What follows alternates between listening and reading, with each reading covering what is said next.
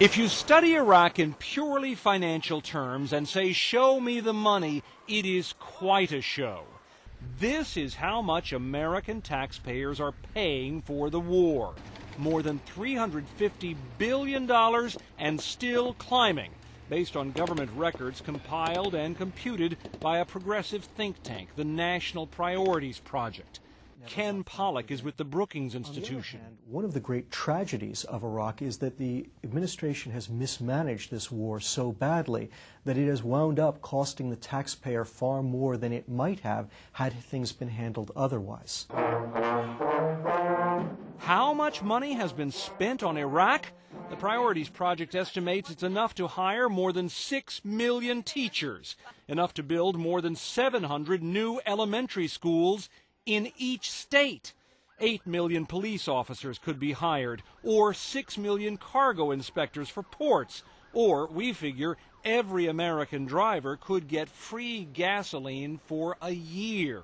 In the complex world of government budgets, the total estimate can be fairly questioned, but it's a lot more than the White House once suggested. Today I'm sending the Congress a wartime supplemental appropriations request of $74.7 billion to fund needs directly arising from the Iraqi conflict and our global war against terror.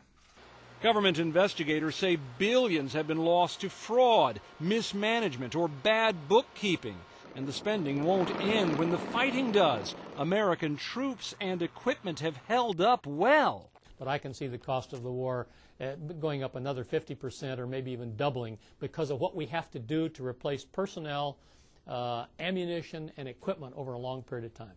Plenty of people argue that establishing democracy anywhere is worth whatever it takes. And of course, no one can put a value on all the brave young lives lost or calculate the cost of leaving. But the price tag of the war so far is impressive. In the time it took you to watch this story, Iraq cost America almost $500,000 more. Tom Foreman, CNN, Washington.